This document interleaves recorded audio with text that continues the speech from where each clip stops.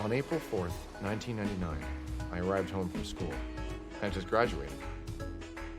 It took a few semesters longer than I originally planned, but I was proud to be done.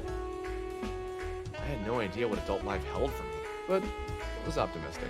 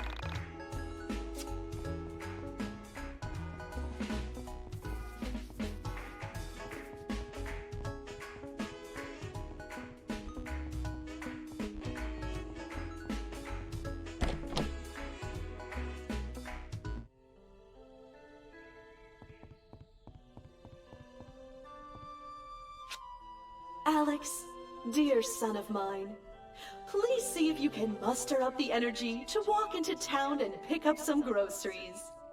I've included a list below. Not even home 5 minutes and she's already barking orders at me.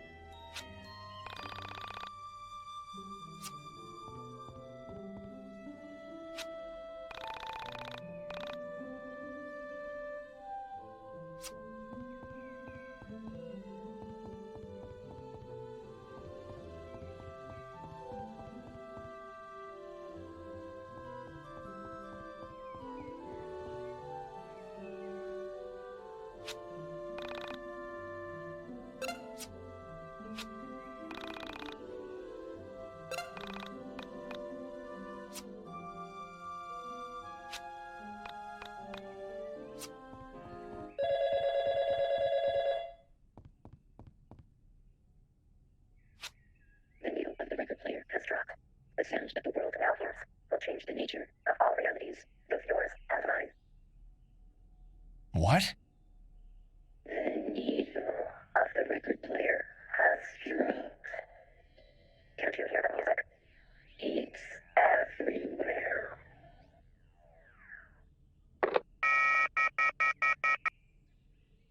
That phone call was surely one of the strangest I've ever received.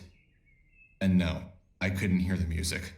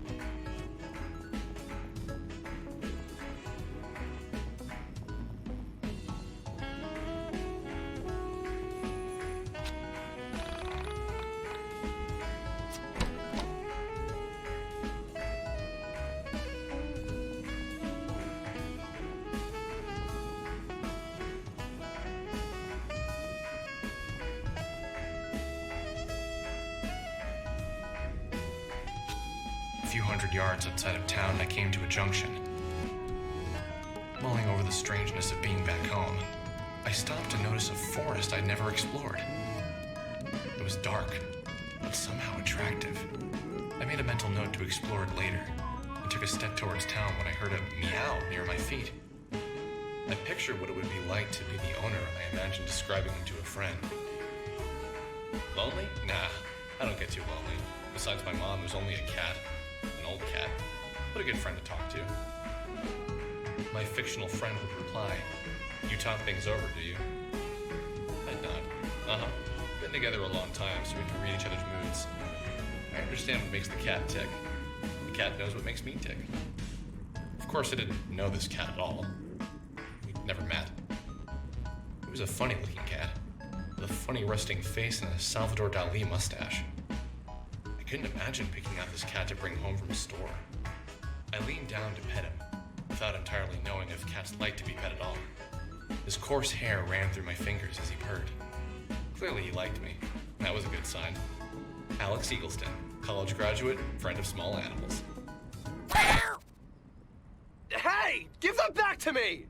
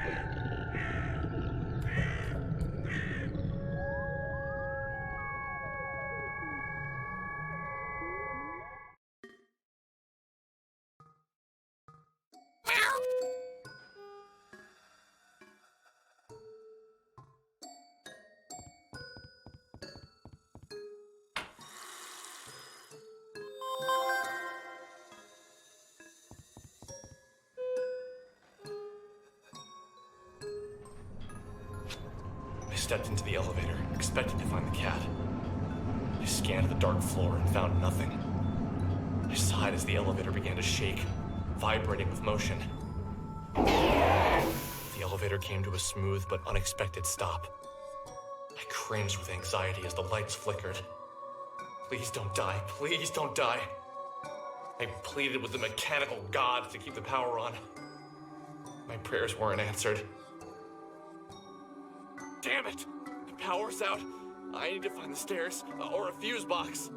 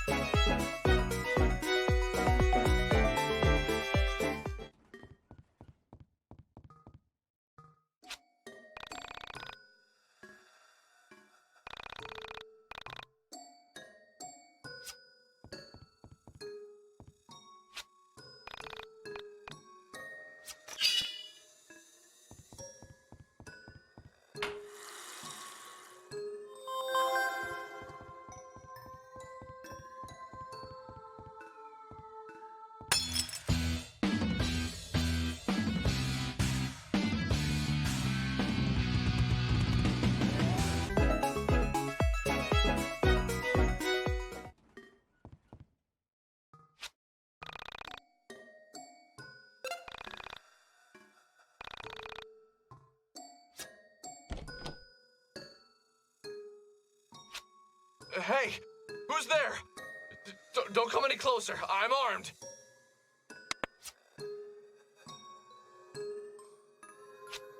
Relax and quiet down. It's me, Panda. Panda? Why are you here? I came here to help you. I'm always there for you when you need me. That's good to hear. What sort of help did you have in mind? My primary use is as a barrier. I can block oncoming enemy attacks and create barriers between you and many other obstacles.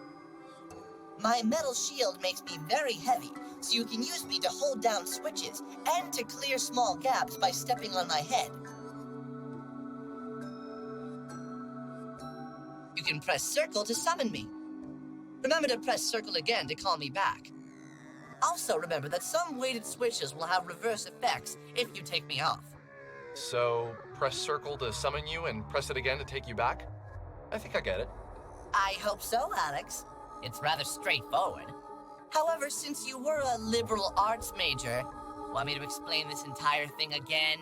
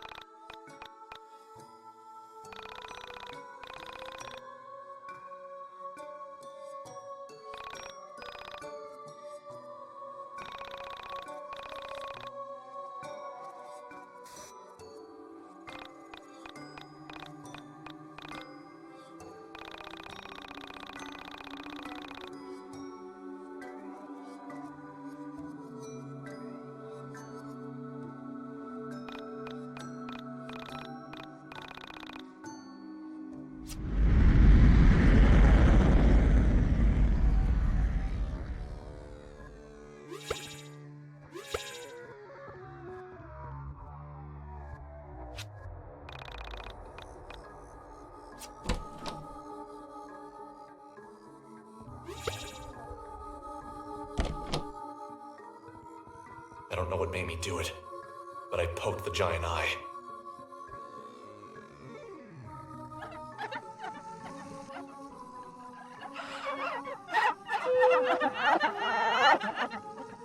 The pyramid's tears seem to power the room. What the hell is going on here?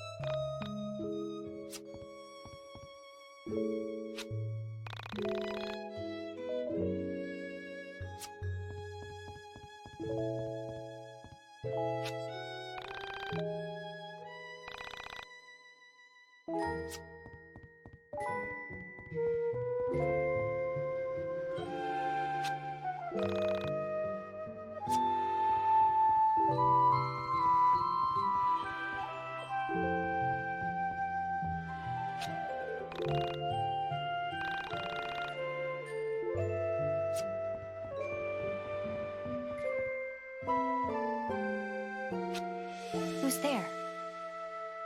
Dolly, is that you? Great, another person. Hey, I can leave if you like.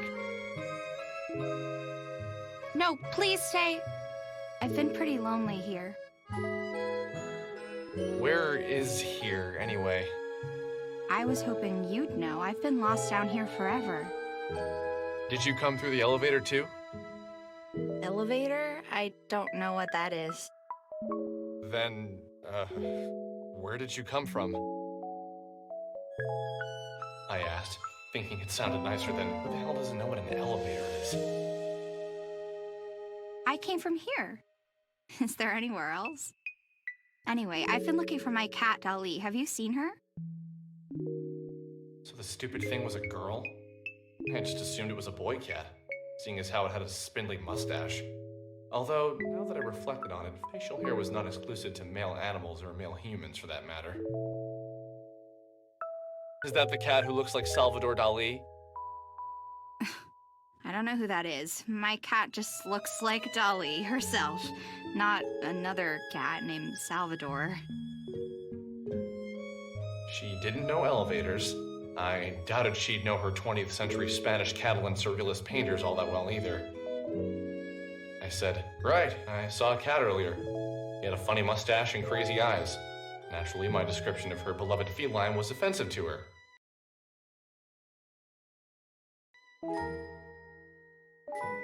Clearly, this was a woman projecting a rather strong personality onto this cat. She took a deep breath and said quickly, My cat has a beautiful mustache and perfect eyes. I can't imagine we're talking about the same cat.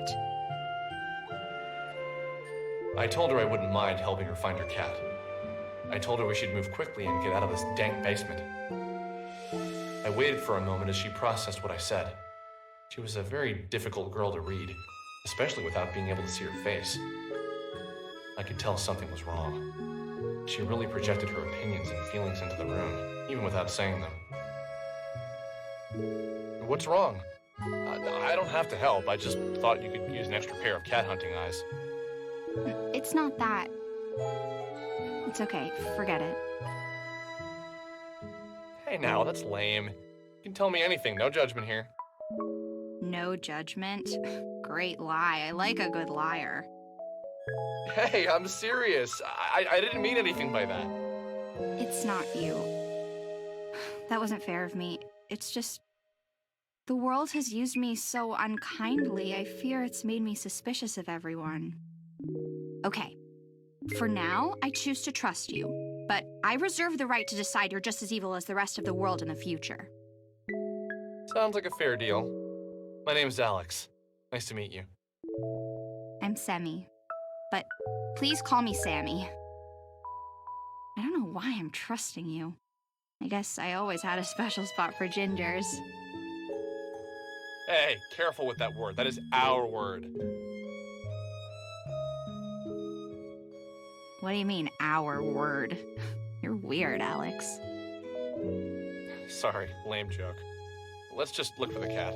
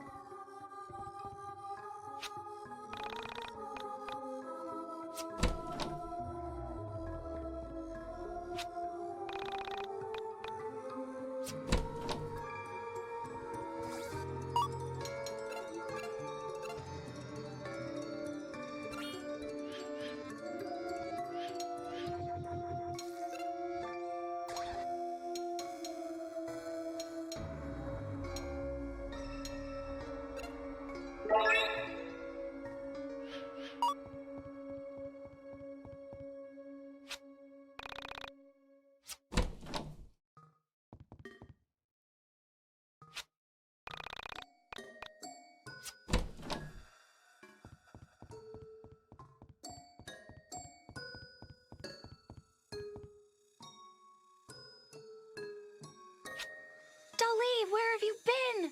I'm so happy to have you back. Oh, who's a good cat? You are. You are. Oh, I should probably tell you about Dolly. Dolly is a tool, much like your stuffed panda friend. Use Dolly to fetch items and hit switches that are too far away for you to reach. Dolly can jump, so don't worry about her falling down any gaps. This will be useful, so make sure you try it. Okay, so shall we get out of here? Sorry about my house. I've been meaning to get someone in here to fix the power, but who has the time for that? I get so busy that little things like that get away from me. But that's normal, isn't it? You get used to the flaws in your own home. It's always confusing for guests. Like my mother used to have everyone take their shoes off in the kitchen. Who does that? Oh no, I've become my mother. Oh, one last thing I should warn you about. I've got a roommate. His name is Wilhelm. Well, you'll see.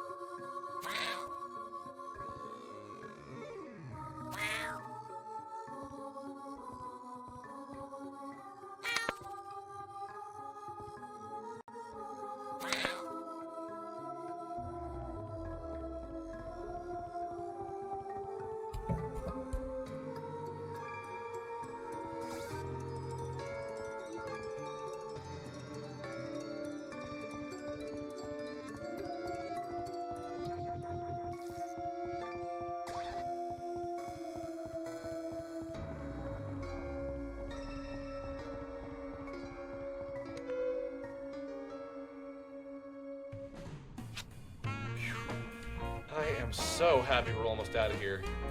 This isn't really what I expected to be doing with my day. Well, at least we found Ali. Imagine how much worse it would have been without her. Right.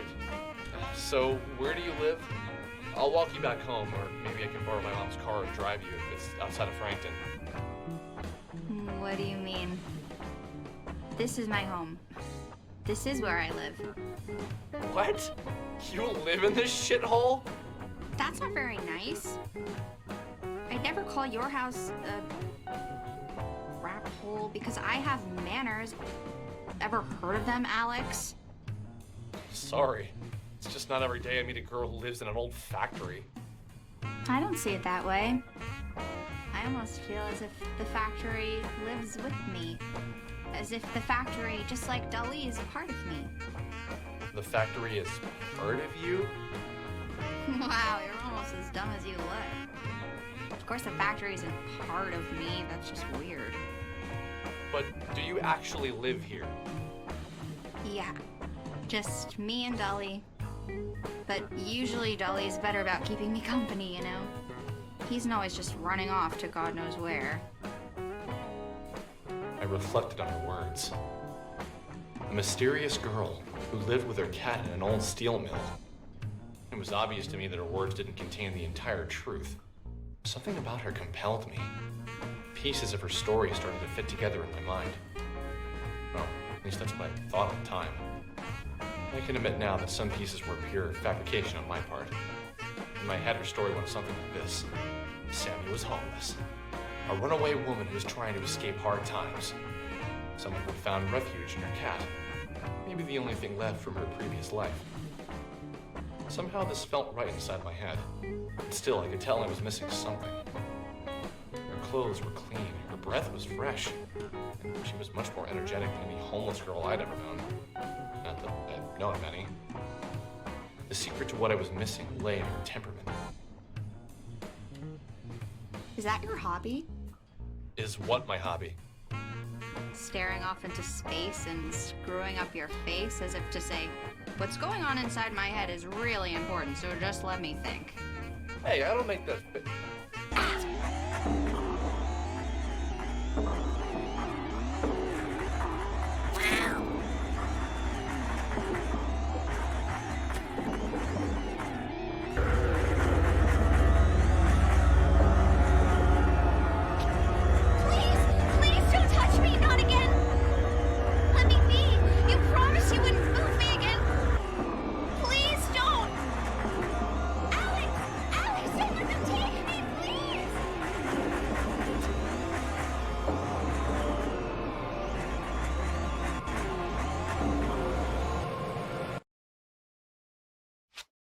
I had known her for less than 2 hours when she vanished from my sight. Sammy was gone for good, swept away as if she'd never been there at all. A door into nothing, into a different reality, opened up and swallowed Sammy whole. At that moment, I couldn't think. I couldn't breathe. All I could do was replay the scene of her being pulled into obscurity by nothing. There one second and gone the next.